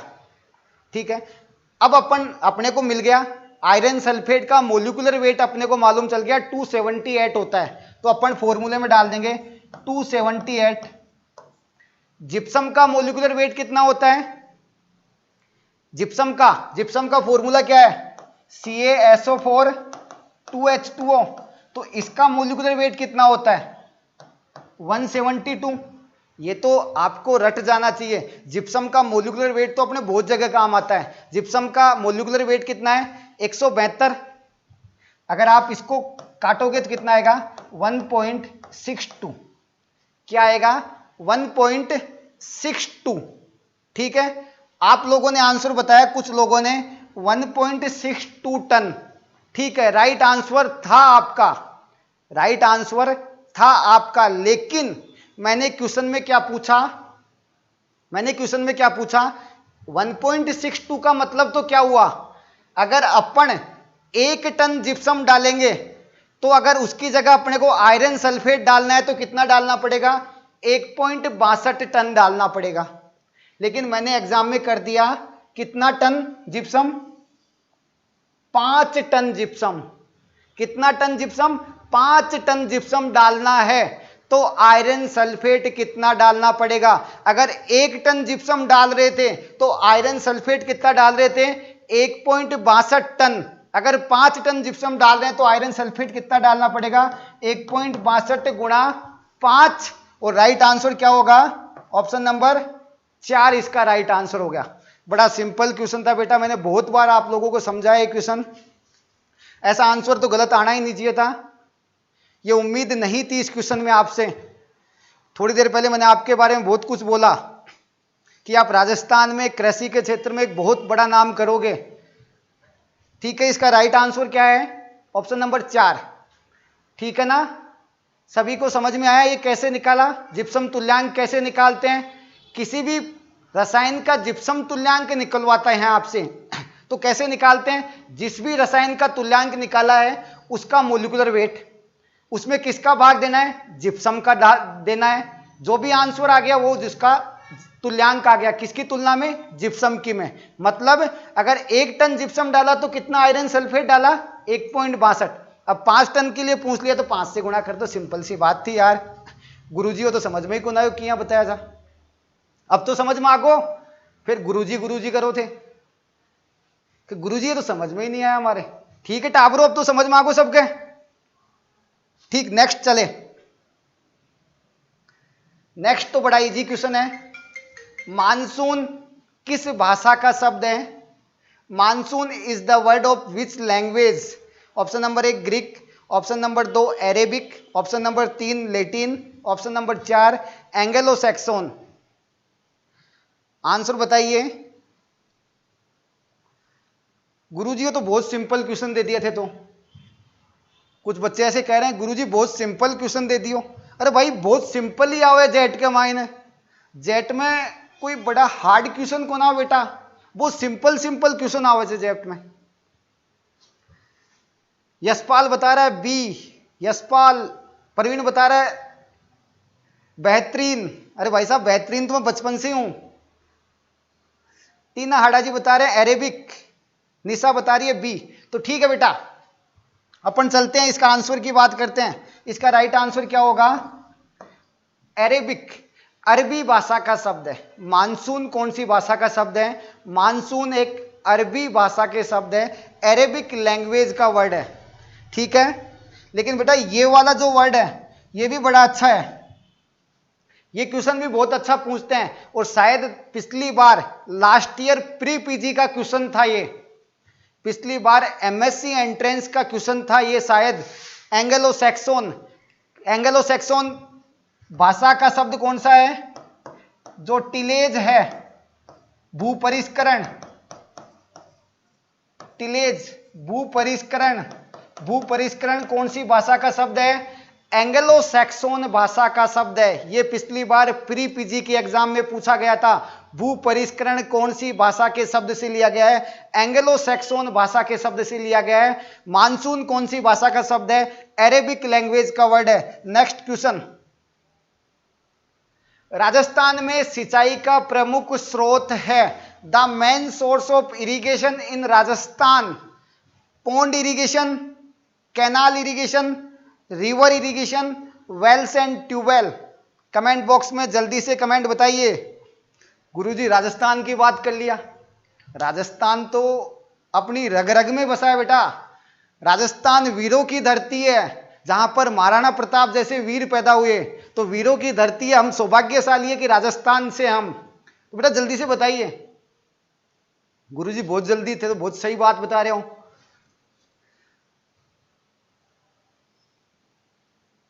अरे यार सभी सही राइट आंसर दे रहे हैं। किस किस का नाम लूं? मैं तो नाम लेने में ही दिक्कत आ रही है। अरे यार ये जबरदस्त है बेटा, जबरदस्त आंसर आप सभी का। तो राजस्थान में सिंचाई के प्रमुख स्रोत कौन से हैं बेटा? राइट आंसर की बात करें, कुएं व नलकूप, वेल्स एंड ट्यूबवेल राजस्थान का मेन सोर्स है इरिगेशन का। राजस्थान में सिंचाई का प्रमुख स्रोत कुएं व नलकूप है। ठीक है, राइट आंसर है। लेकिन कुछ और बात कर लेते हैं बेटा अपन। यहां यही क्वेश्चन पूछ लेते, भारत का इंडिया में, तो इंडिया का सिंचाई का प्रमुख सोर्स कौन सा है? भारत का सिंचाई का प्रमुख स्रोत कौन है? नहर, कैनाल इरिगेशन भारत में सबसे ज्यादा की जाती है। भारत में सिंचाई का प्रमुख स्रोत नहरें हैं। राजस्थान में सिंचाई का प्रमुख स्रोत कुएं व नलकूप है। कभी कभी ये पूछ लेते हैं भारत में तालाबों से सिंचाई कहां होती है? तो तालाब की बात करें, तैसे तालाब तैसे तमिलनाडु, तैसे तालाब तैसे तमिलनाडु। भारत में तालाबों से सर्वाधिक सिंचाई तमिलनाडु में होती है बेटा, तैसे तालाब तैसे तमिलनाडु। लेकिन राजस्थान में पूछ ले, राजस्थान में तालाब से सिंचाई कहां होती है? तो ये अपने पास में उदयपुर के पास में एक, कौन सा है राजस्थान में? भीलवाड़ा। राजस्थान में तालाबों से सिंचाई कहां होती है बेटा? राजस्थान में तालाबों से सिंचाई भीलवाड़ा में होती है। भारत में तालाबों से सिंचाई तमिलनाडु में होती है। और भारत का में सिंचाई का प्रमुख स्रोत नहरें हैं। राजस्थान में सिंचाई का प्रमुख स्रोत कुएं व नलकूप है। कभी कभी ये पूछ लेते हैं राजस्थान में नहरों से सिंचाई कहां होती है? श्रीगंगानगर व हनुमानगढ़ में नहरों से सिंचाई हो रही है। ठीक है, नेक्स्ट की बात कर लेते बेटा। नेक्स्ट बहुत अच्छा चल रहा है, बहुत अच्छा। पत्तियों की लंबाई बढ़ाने में कौन सा पोषक तत्व आवश्यक है? Which nutrient is necessary to increase the length of leaf? Iron, manganese, zinc, nickel. जल्दी से बताइए। अरे भैया जल्दी से बताइए, गुरुजी यहीं रहेंगे, गुरुजी कहीं नहीं जाएंगे। जल्दी जल्दी बताओ फटाफट। अरे भाई साहब, खटीक साहब, भीलवाड़ा की जय जय। हरेंद्र पोसवाल जी बता रहे हैं बी, रानी बता रही है जिंक, सतीश बता रहा है सी, इमरान बता रहा है जिंक, निशा बता रही है सी, गणेश बता रहा है सी, सचिन बता रहा है जिंक। ठीक है बेटा, अपन बात कर लेते हैं। आप बहुत अच्छे स्टूडेंट्स हो, ठीक है, ऐसे ही आप अपनी पढ़ाई का लेवल मेंटेन रखना बेटा। उम्मीद करता हूं कि शायद ही आप लोगों में से कोई अनसक्सेस हो लाइफ में। आप सभी सक्सेस होंगे अगर ऐसे ही आप कंटिन्यूस पढ़ाई करोगे तो अपन बात करें पत्तियों की लंबाई बढ़ाने में कौन सा पोषक तत्व जिम्मेदार है? आप सभी का आंसर सही है, जिंक। आप सभी का आंसर सही है, जिंक। और बेटा इसमें तो वैसे ही कंफ्यूज नहीं होना, वैसे ही कंफ्यूज नहीं होना, क्योंकि गुरुजी ने खूब बार बताया। ये तो कंफ्यूज होने वाली बात तो है ही नहीं यहां। कैसे नहीं है? अरे यार सिंपल सी बात है, पोषक तत्व अपन ने पढ़ा था तो बहुत अच्छी बात की थी अपन ने कि जितने भी छोटी पत्ती रोग हो रहा है, किसी भी फसल का छोटी पत्ती रोग, लिटिल लीफ जो भी होती है, वो किसकी कमी से होती है? जिंक की कमी से। किसी भी फसल का छोटी पत्ती रोग जो होता है, लिटिल लीफ, जिंक की कमी से होता है। अगर जिंक की कमी से पत्तियां छोटी हो रही है, इसका मतलब जिंक क्या करता है? पत्ती की लंबाई को बढ़ा देता है। पत्ती की लंबाई को कौन बढ़ा देगा? जिंक। इसलिए जिंक का काम क्या है? पत्ती की लंबाई को बढ़ाना, क्योंकि जैसे ही जिंक कम हो गया पत्ती छोटी हो जाएगी। ठीक है, तो पत्ती की लंबाई कौन बढ़ा रहा है? जिंक। इसलिए कभी भी एग्जाम में क्वेश्चन पूछ ले कि छोटी पत्ती रोग किससे होता है? जिंक की कमी से होता है, एक को छोड़कर। किसको? बैंगन का छोटी पत्ती रोग। Little leaf of brinjal is caused by mycoplasma. बैंगन का छोटी पत्ती रोग माइकोप्लाज्मा से होता है, जिसे एमेलोज भी कहा जाता है। माइकोप्लाज्मा लाइक ऑर्गेनिज्म, कभी कभी इसको फाइटोप्लाज्मा भी बोल सकते हैं अपन। ठीक है बेटा, क्लियर है ना? गुरुजी हो तो मैं पहले ही बता दिया, क्लियर हो? ठीक है, बहुत शानदार बेटा, बहुत अच्छा। आप सभी बहुत अच्छा आंसर दे रहे हो। नेक्स्ट क्वेश्चन पे चलते हैं अपन। नेक्स्ट क्वेश्चन है विच इज नॉट करेक्ट। निम्न में से कौन सा सही नहीं है? तो बेटा बताइए इनमें से कौन सा सही मैच नहीं है? Which of the following is not correct. निम्न में से कौन सा सही नहीं है? कंडवा रोग का नियंत्रण वीटावैक्स से करते हैं, चूर्णी लासिता का नियंत्रण कैराथेन से करते हैं, डाउन्यू मिल्ड्यू रिडोमिल से करते हैं, रोली रोग का नियंत्रण कैप्टान से करते हैं। इनमें से कौन सा सही नहीं है बताइए। टीना बता रही है यस, इमरान बता रहा है डी, इमरान बता रहा है डी, रवि बता रहा है 4, विनय बता रहा है 4, रानी बता रही है डी, अरविंद बता रहा है डी, आशा बता रही है डी, सचिन बता रहा है डी, ममता बता रही है डी, अभिषेक बता रहा है डी, कमलेश बता रहा है डी, रोहित बता रहा है डी। ठीक है बेटा, सभी डी बता रहे हो तो मैं भी डी बता देता हूं। फिर अगर आप सब लोग डी बता रहे हो तो फिर गुरुजी भी आपके साथ। देखो सीधी सी बात है, जहां बच्चे वहां गुरुजी, बच्चों के साथ गुरुजी का तो जाना जरूरी है। और सब लोग कह रहे हो डी डी डी, तो अपन भी डी डी डी। तो इसका राइट आंसर क्या है? डी, क्योंकि रोली रोग का नियंत्रण कैप्टान से नहीं करते। रोली का नियंत्रण किससे करते हैं? किससे करते हैं बेटा? Plant wax. रोली का नियंत्रण किससे करते हैं अपन? प्लांट वैक्स से करते हैं। प्लांट वैक्स फफूंद नाशी से रोली रोग का नियंत्रण करते हैं, ना कि कैप्टान से करते हैं। इसलिए राइट आंसर कौन सा आ जाएगा इसका? रोली। ठीक है, रोली रोग का नियंत्रण किससे करते हैं? प्लांट वैक्स से। जबकि ऑप्शन क्या बोल रहा है? कैप्टान। अरे ये तो गलत बात है यार, कैप्टान बोल रहा है गुरुजी, ये तो बिल्कुल ही गलत है, सरासर गलत बोल रहा है, ये तो सीधा दिख रहा है अपने को। तो राइट आंसर क्या आ जाएगा? ऑप्शन नंबर 4 इसका राइट आंसर है। ठीक है बेटा, कभी कभी ये भी पूछ लेते हैं निम्न में से सल्फर फफूंद नाशी कौन सा है? तो केराथिन है, वो सल्फर फंजीसाइड है, सल्फर फफूंद नाशी है। और रीडोमिल जो है ये कॉपर फंजीसाइड है। रीडोमिल जो है ये कॉपर फंजीसाइड है। रीडोमिल का एक दूसरा नाम भी है, कॉमर्शियल नेम मेटालेक्सिल। रीडोमिल को दूसरे नाम से किससे जानते हैं? मेटालेक्सिल के नाम से भी जानते हैं बेटा। ठीक है, नेक्स्ट क्वेश्चन में चले। अरे यार नेक्स्ट क्वेश्चन तो बड़ा सिंपल है। Which of the following amino acid is precursor of ethylene hormone? निम्न में से कौन सा एमिनो अम्ल? एथिलीन नहीं है बेटा, ये है इथाइलिन। कौन सा हार्मोन? इथाइलिन। निम्न में से कौन सा एमिनो अम्ल इथाइलिन हार्मोन का अग्रगामी है? ट्रिप्टोफैन, हिस्टिडीन, मिथियोनिन, कोई नहीं। जल्दी से आंसर। हाँ अरविंद, गुरुदेव का नाम ही ठीक है, नाम तो वैसे ही बढ़िया है ना, महेंद्र नाम कितना अच्छा नाम है। अरविंद नाम तो महेंद्र नाम तो शायद बहुत अच्छा, महान है जो इंद्र, इंद्र भगवान तो वैसा बारिश जो अभी आ रही है। ठीक है, जल्दी से बताइए। सतीश खटाना जी बता रहे हैं सी, आशा बता रही है सी, टीना बता रही है सी, निशा बता रही है सी, अक्की पठान जी बता रहे हैं सी, प्रहलाद बता रहे हैं 3, ममता बता रही है 3, रानी 3, विकास बता रहा है 3। ठीक है बेटा, आप सब लोग 3 बोल रहे हैं तो मैंने कहा ना जैसा आप बोलोगे वैसा ही मैं चलूंगा। तो आपका आंसर सही है, ऑप्शन नंबर 3। बेटा क्या होता है, जो सल्फर होता है, देखो इधर देखना बेटा, सल्फर 3 एमिनो अम्लों के निर्माण के लिए जिम्मेदार है। कौन से? हिंदी में तो बोल देते अपन एसएमएस भेजता है। सल्फर क्या भेजता है? एस से सल्फर और एस से एसएमएस। एस से क्या हो गया? सल्फर हो गया, और एस से ही क्या हो गया? एसएमएस भेज दिया। इंग्लिश में जरूर थोड़ा सा अपन एस से कर देते अपन सीएमएस, लेकिन याद करने के लिए अपन एसएमएस सही चलेगा अपने को। एस से सल्फर, एस से एसएमएस।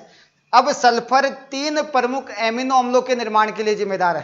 3 कौन से हैं? एस का मतलब सिस्टीन, एम का मतलब मिथियोनिन, और एस का मतलब वापिस सिस्टाइन।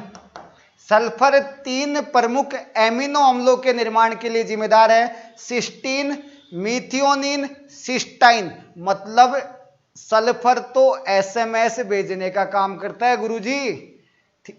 सही बात है ना, सल्फर तो एसएमएस भेजते हैं। आप लोग भेजते रहते हो ऐसे एसएमएस, तो मुझे मालूम है, आप याद करते रहते हो, प्यार दिखाते रहते हो। तो सल्फर क्या कर रहा है? 3 एमिनो अम्लों का निर्माण कर रहा है। और ये मिथियोनिन जो एमिनो अम्ल है, यही क्या करता है बेटा? इथाइलिन हार्मोन का निर्माण करता है। सल्फर मिथियोनिन एमिनो अम्ल का निर्माण कर दिया, मिथियोनिन से किसका निर्माण हो गया? इथाइलिन हार्मोन का निर्माण हो गया। तो कभी एग्जाम में ये पूछे कि इथाइलिन हार्मोन के निर्माण में कौन जिम्मेदार है? सल्फर जिम्मेदार है। ऑक्सीन हार्मोन का जो निर्माण होता है सल्फर का तो इथाइलिन से हो गया, और इथाइलिन हार्मोन का निर्माण किससे हो गया? किससे हो गया बेटा? मीथियोनिन से हो गया, और मीथियोनिन का किसने कर दिया? सल्फर ने कर दिया।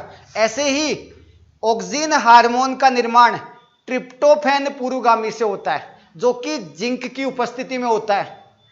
ट्रिप्टोफैन जो है वो किसका पूर्वगामी है? ऑक्सीन हार्मोन का पूर्वगामी है, जो कि जिंक की उपस्थिति में ट्रिप्टोफैन ऑक्सीन में चेंज होता है। इसलिए ऑक्सीन हार्मोन के निर्माण में कौन सा पोषक तत्व जिम्मेदार है? जिंक जिम्मेदार है। ठीक है, आगे चालो गुरुजी। तो चला, आपा भी क्यों रुका? विच इज नॉट करेक्ट, निम्न में से कौन सा सही नहीं है? सेमी स्टेम पैरासाइट कस्कुटा है, टोटल स्टेम पैरासाइट अमरबेल है, सेमी रूट पैरासाइट ओरोबैंकी है, टोटल रूट पैरासाइट स्ट्राइका है। तो बताओ कौन सा सही नहीं है, कौन सा गलत है इनमें से? कमेंट बॉक्स में बताइए जल्दी से।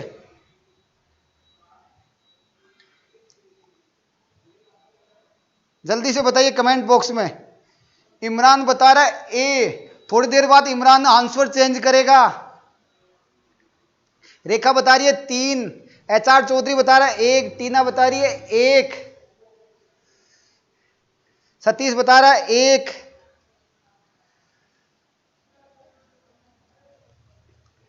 एक एक एक।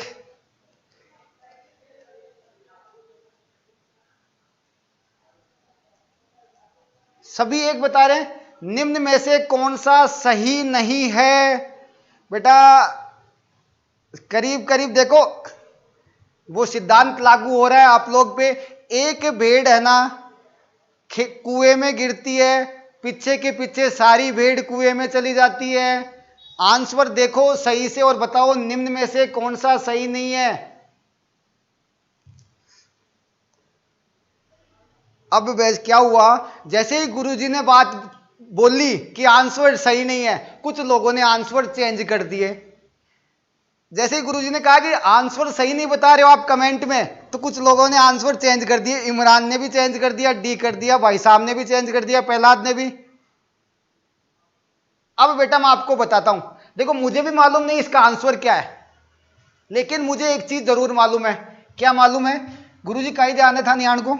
देखो मैं बताऊं गुरुजी का ही ध्यान है।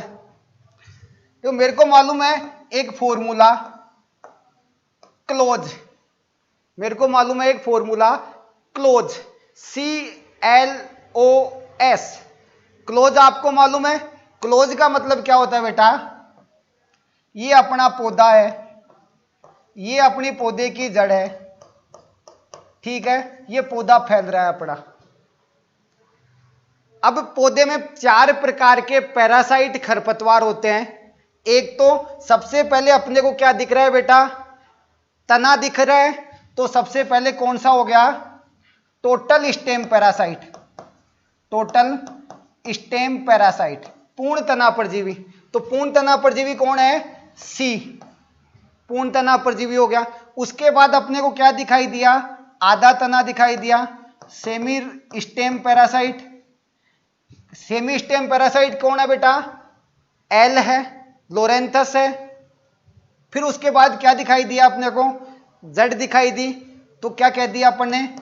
Total root parasite. Total root parasite कौन है बेटा? O, Orobanche. फिर अपने को क्या दिखाई दिया? आधी जड़ दिखाई दी, semi root parasite. Semi root parasite कौन है बेटा? S। तो सिंपल सा माइंड में डायग्राम बना हुआ होना चाहिए। पौधा दिखाई दे रहा है अपने को, पौधा दिखाई दे रहा है तो सबसे पहले पूर्ण तना परजीवी दिखाई दिया। पहले तना दिखाई दिया तो पूर्ण तना परजीवी, फिर आधा तना दिखाई दिया, अर्ध तना परजीवी, फिर पूरी जड़ दिखाई दी, पूर्ण जड़ परजीवी, फिर आधी जड़ दिखाई दी, अर्ध जड़ परजीवी। और क्या याद रखना है? CLOS, close. C का मतलब कस्कुटा, L का मतलब लोरेंथस, O का मतलब ओरोबैंकी और S का मतलब स्ट्राइगा। अब बेटा इनमें मिला लो, देखे तो कौन सा सही है और कौन सा गलत है। सेमी स्टेम पैरासाइट, अर्ध तना परजीवी, तो सेमी स्टेम पैरासाइट कौन है बेटा? लोरेंथस है। तो ये तो लोरेंथस मैच ही नहीं खा रहा, ये तो कस्कुटा कह रहा है। दूसरा है total stem parasite, total stem parasite क्या बोल रहे हैं? कस्कुटा। कस्कुटा का दूसरा नाम तो गुरुजी थे, बताया कौन है? अमरबेल। कस्कुटा को क्या बोलते हैं? अमरबेल। इसका मतलब ये तो सही है, ये बात तो सही कह रहा है, ये गलत नहीं है। Semi root parasite, semi root parasite क्या बोल रहा है? स्ट्राइगा, मतलब ये भी गलत है, ये भी गलत है। Total root parasite, total root parasite क्या होती है? ओरोबैंकी, ये भी गलत है। इसका मतलब बेटा जो ये है निम्नलिखित में से कौन सा सही नहीं है, तो ये 3 ऑप्शन गलत है। इसका मतलब बेटा ये क्वेश्चन गलत टाइप हो गया, ये क्वेश्चन क्या है? गलत टाइप हो गया। ये तीनों ही मैच नहीं खा रहे। ऑप्शन नंबर 1 भी गलत है, ऑप्शन नंबर 3 भी गलत है बेटा, ऑप्शन नंबर 4 भी गलत है। ठीक है बेटा, सॉरी ये क्वेश्चन गलत टाइप हो गया। ऑप्शन नंबर 1 भी गलत है इसका, ऑप्शन नंबर 3 भी गलत है इसका, ऑप्शन नंबर 4 भी गलत है इसका। क्योंकि अपन ने कहा पूर्ण तना परजीवी कौन होता है? कस्कुटा या अमरबेल पूर्ण तना परजीवी है। अर्ध तना परजीवी कौन सा है? लोरेंथस है। पूर्ण जड़ परजीवी कौन सा है? ओरोबैंकी है। और अर्ध जड़ परजीवी कौन सा है? स्ट्राइका है। तो यहां से समझ लेना बेटा क्वेश्चन में मिस्टेक हो गई, क्वेश्चन गलत टाइप हो गया। तो आप कोई बात नहीं, क्वेश्चन गलत टाइप हो गया कोई प्रॉब्लम नहीं है, लेकिन बेटा आप इसको याद रख लेना, क्लोज को, CLOS, पूर्ण तना परजीवी कौन है? कस्कुटा अमरबेल, जो कि किसका खरपतवार है? रिज्का का प्रमुख खरपतवार है। अर्ध तना परजीवी कौन है? लोरेंथस। लोरेंथस किसका प्रमुख खरपतवार है? चाय व फल वृक्षों का प्रमुख खरपतवार है। पूर्ण जड़ परजीवी कौन है? ओरोबैंकी। ओरोबैंकी सरसों व सोलेनेसी परिवार का प्रमुख खरपतवार है। अर्ध जड़ परजीवी कौन है बेटा? स्ट्राइका।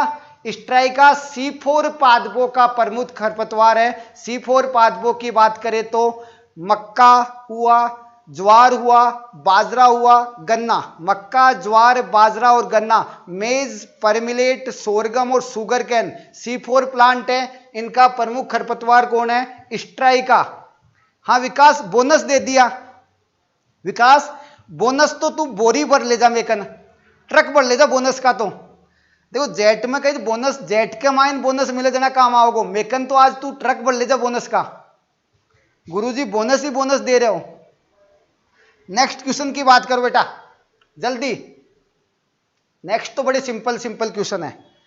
डोकेज है, dockage is impurity in seed, genetic purity, germination percent, viability। Dockage है, आंसर देना। नारायण जी बोल रहे हैं लो आगे चाल लो मार्ट साहब। मार्ट साहब तो चाल रहे हैं नारायण जी, थे चाल लो आगे, थे आगे मार्ट साहब पाछे, या मार्ट साहब आगे थे पाछे। दिलकुश बता रहा है एक, रोयल बता रहा है एक, रेखा बता रही है एक, आशा बता रही है एक, अकी पठान जी बता रहे हैं एक, राहुल धाकड़ जी बता रहे हैं एक, ममता चौहान जी बता रहे हैं एक, रवि खटीक बता रहे हैं, हंस रहे हैं रवि खटीक जी तो। अरे यार रवि हंस लिया तो ठीक रहा, तबीयत सही रहती है हंसने से। इमरान बता रहे हैं इम्प्योरिटी इन सीड, राहुल बता रहा है एक, हरेंद्र बता रहा है एक। तो बेटा डोकेज क्या होता है? डोकेज बीज में पाई जाने वाली अशुद्धियों को डोकेज कहा जाता है। ऑप्शन नंबर 1 इसका राइट आंसर है। ऑप्शन नंबर 1 सही है। बीज में पाई जाने वाली अशुद्धियों को impurity in seed is known as dockage. बीज में पाई जाने वाली अशुद्धियां डोकेज कहलाती है। नेक्स्ट क्वेश्चन, नेक्स्ट क्वेश्चन आपकी स्क्रीन पर है। Fibrograph is used for, fibrograph का उपयोग किया जाता है लेंथ ऑफ फाइबर, फाइबर की लंबाई मापने में, मैच्योरिटी ऑफ फाइबर, फाइबर की परिपक्वता मापने में, फाइननेस ऑफ फाइबर, फाइबर का बारीकपन मापने में। Option number 4 all. जल्दी से आंसर बताइए। विनय अमेटा बता रहे हैं एक, दिलकुश मीणा बता रहे हैं 1, टीना बता रही है 1, निकिता बता रही है 1, इमरान बता रहा है 1, आशा बता रही है 1, लोकेश बता रहा है 1, अभिषेक बता रहा है 1, राहुल बता रहा है 1, रॉयल मोबाइल वाले भी बता रहे हैं भाई साहब 1, विकास जाट जी बता रहे हैं 1, रानी बता रही है 1, कमलेश बता रहा है सी। अरे भाई कमलेश सी किया आए हो भाई? भाई सी तो थे ही बताया। रामकिशोर जी भी 3 बता रहे थे। रामकिशोर जी 3 तो मुश्किल ही बेटा भाई। फाइब्रोग्राफ जो है बेटा, इधर देखना, इसको आप देखो बेटा, कोई ऐसे गलत मत लेना। फाइब्रोग्राफ जो है बेटा, फाइब्रोग्राफ क्या करता है? फाइबर की लंबाई को मापता है। फाइब्रोग्राफ जो है, जो ग्राफ जो होती है, ग्राफ में या तो लंबाई होती है या चौड़ाई होती है बेटा, ये तो सभी जानते हैं। ऐसे अपन ग्राफ बनाते थे, जब अपन ग्राफ बनाते थे तो ग्राफ में एक तो लंबाई एक चौड़ाई दो ही तो करते थे। अपन स्केल बनाते थे, पैमाना, तो लंबाई डिसाइड करते थे, तो लंबाई कौन मापेगी? ग्राफ ही मापेगी। तो फाइब्रोग्राफ क्या मापती है? कपास के रेशे की लंबाई मापती है।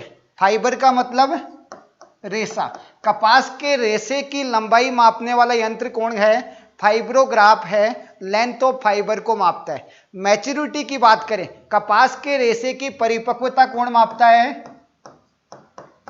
एरियालोमीटर। एरियालोमीटर।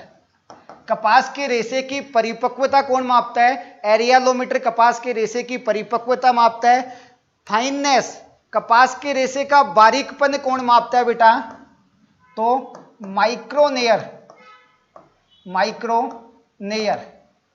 माइक्रोनेयर कपास के रेशे का बारीकपन मापता है। तो अपन ने क्या बात की? फाइब्रोग्राफ कपास के रेशे की लंबाई मापता है, एरियालोमीटर कपास के रेशे की परिपक्वता मापता है, माइक्रोनेयर कपास के रेशे का बारीकपन मापता है, और कपास के रेशे की मोटाई कौन मापता है? नेफिनेस। जो नेफिनेस होता है बेटा, नेफिनेस कपास के रेशे की मोटाई को मापने का काम करता है। कपास के रेशे की मोटाई नेफिनेस मापता है, लंबाई फाइब्रोग्राफ मापती है, परिपक्वता एरियालोमीटर मापता है, बारीकपन माइक्रोनेयर मापता है।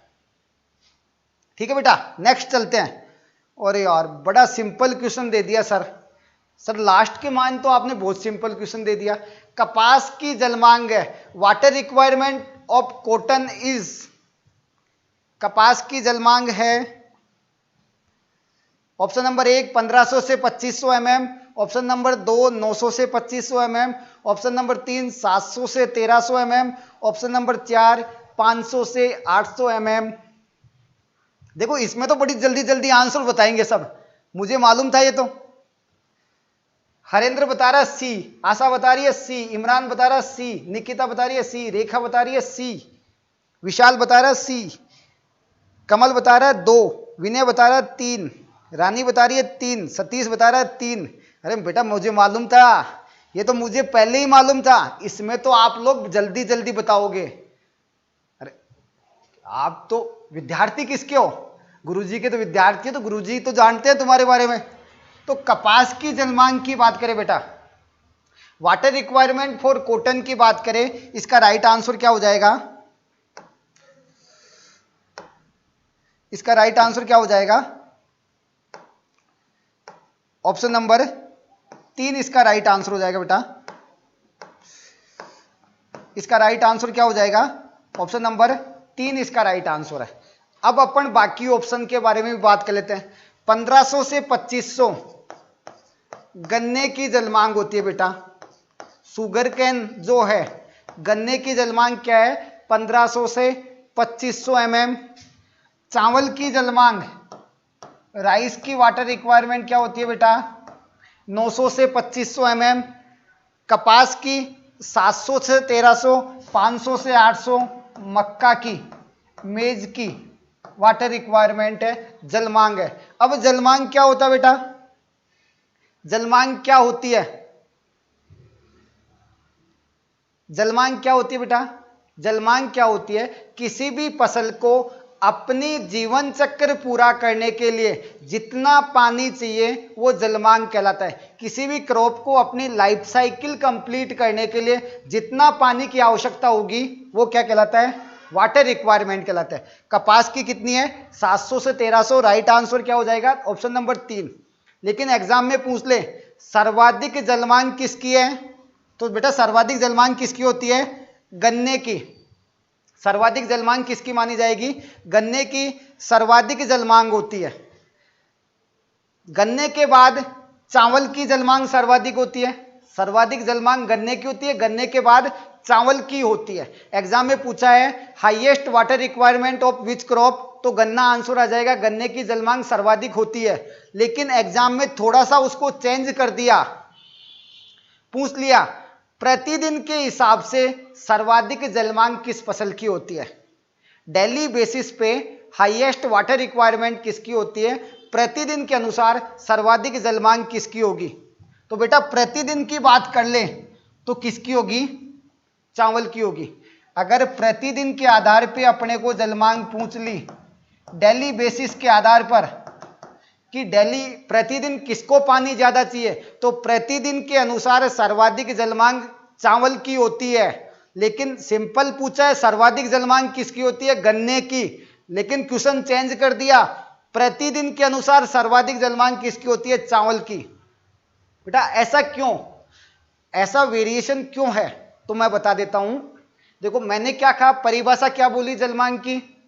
पौधे को जीवन चक्र पूरा करने के लिए जितना पानी चाहिए जलमांग कहलाता है। अपने सीड डाला, जर्मिनेशन हुआ, जर्मिनेशन से लेकर परिपक्व हुआ, वहां तक जितना पानी चाहिए वो जलमांग कहला रहा है।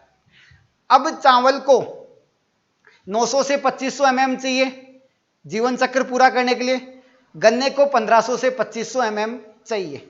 अब गन्ना कम से कम 1 साल की फसल होती है। गन्ने को परिपक्व होने के अंदर 8 महीने, 9 महीने, 10 महीने या 1 साल चाहिए। 1.5 साल का भी गन्ना होता है, लेकिन मिनिमम बात करें अपन 1 साल गन्ने को परिपक्व होने के लिए चाहिए।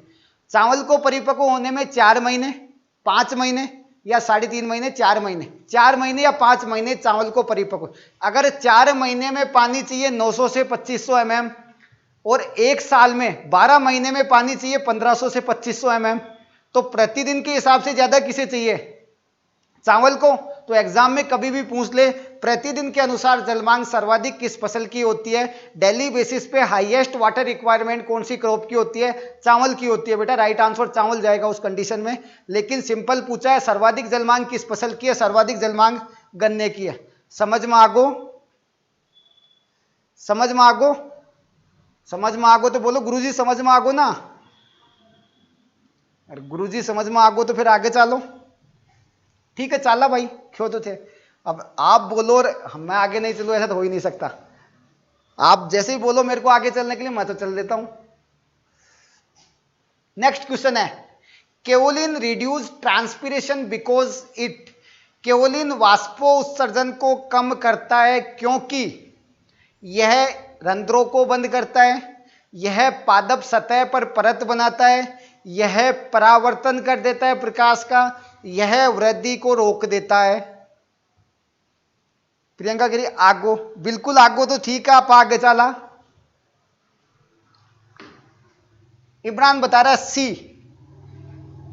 अश्विन बता रहा है 1, सतीश बता रहा है सी, दिलकुश बता रहा है सी, रेखा बता रही है 1, इमरान बता रहा है रिफ्लेक्शन, आशा बता रही है सी, रोहित बता रहा है 3, रवि बता रहा है 3,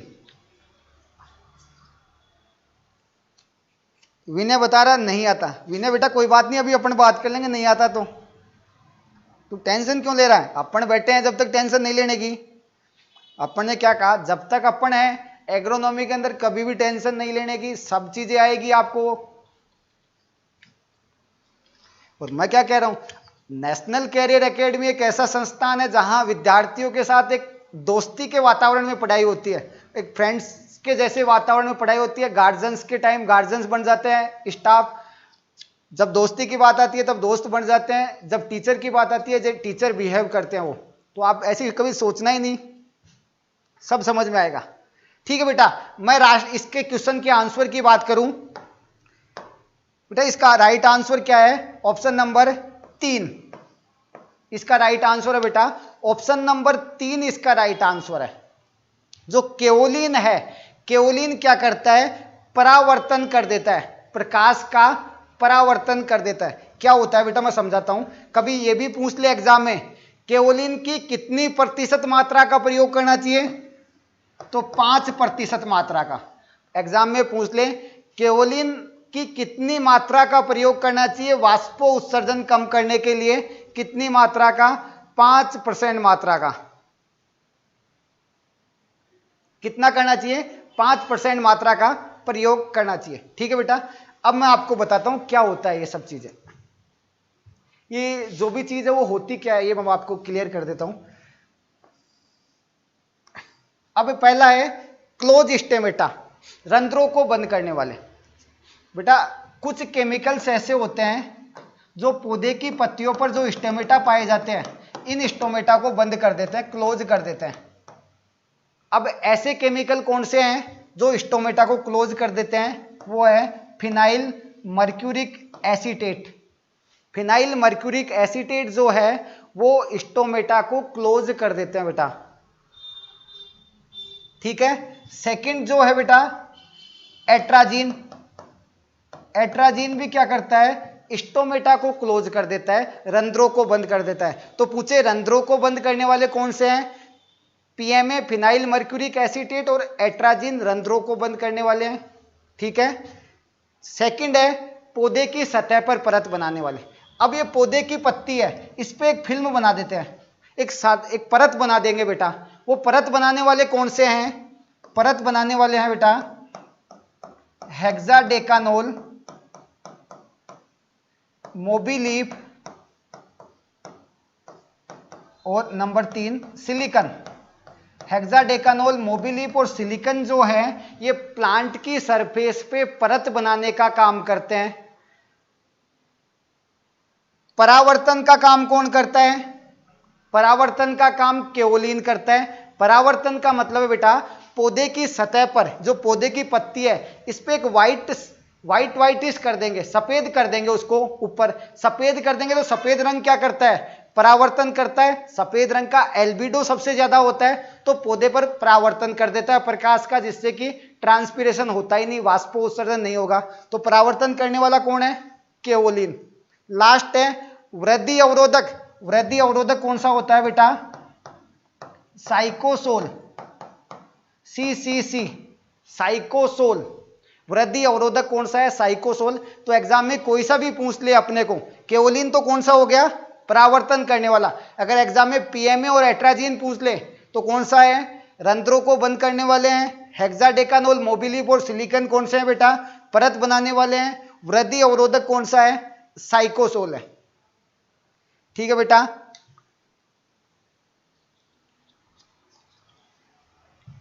ठीक है बेटा, यहां अपनी आज का क्वेश्चन आंसर का लाइव सेशन अपने क्वेश्चन कंप्लीट होते हैं। आई थिंक आपको अच्छे से समझ में आया होगा। आप प्लीज कमेंट बॉक्स में कमेंट करके बता दीजिए आज का लाइव सेशन कैसा रहा। आप कमेंट बॉक्स में प्लीज कमेंट करके बता दीजिए जल्दी से कि आपका लाइव सेशन कैसा रहा, आपको अच्छे से समझ में आया या नहीं आया, किसी भी प्रकार की कोई प्रॉब्लम तो नहीं रही किसी क्वेश्चन में आपके साथ। जल्दी से आप बता दीजिए। अगर आप देखो बेटा, आप जैसा कमेंट करोगे, मैं हमेशा ये कहता हूँ आदमी को पॉजिटिव वे में पढ़ाई करनी चाहिए। आप हमें पॉजिटिविटी दोगे, आप अच्छे से कमेंट करोगे, पॉजिटिविटी दोगे आप हमें कि सर हमें ये अच्छा लगा।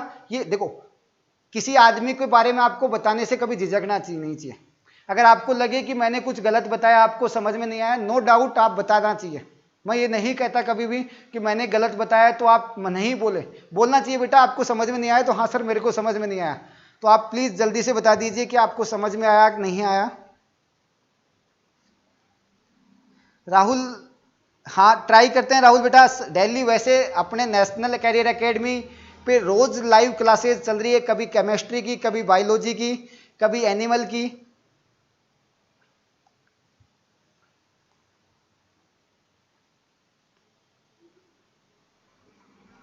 बेटा आप सब लोगों से मेरा एक ही उम्मीद है, देखो आप लोगों से मेरी एक ही लगाव है, एक ही उम्मीद है कि आने वाले समय में राजस्थान के कृषि महाविद्यालय में आप कुछ विद्यार्थी अभी भी बड़ी बड़ी अच्छी राजस्थान कॉलेज ऑफ एग्रीकल्चर और बड़ी अच्छी कॉलेज है, भीलवाड़ा कॉलेज, जोबनेर कॉलेज, जितने भी गवर्नमेंट कॉलेज है उनमें है, लेकिन मैं ये चाहता हूं आने वाले समय में आप में से ही कोई लोग राजस्थान में कृषि के क्षेत्र में एक बहुत बड़ा नाम करें, और जिससे कि हमें भी गौरवान्वित महसूस हो, आपके परिवार भी गौरवान्वित महसूस हो, और नेशनल कैरियर एकेडमी भी गौरवान्वित महसूस हो। हमारी सदैव ही यही इच्छा रही है, तो हम आपसे यही उम्मीद करते हैं। ठीक है बेटा, थैंक यू, गुड नाइट, आप सभी को गुड नाइट।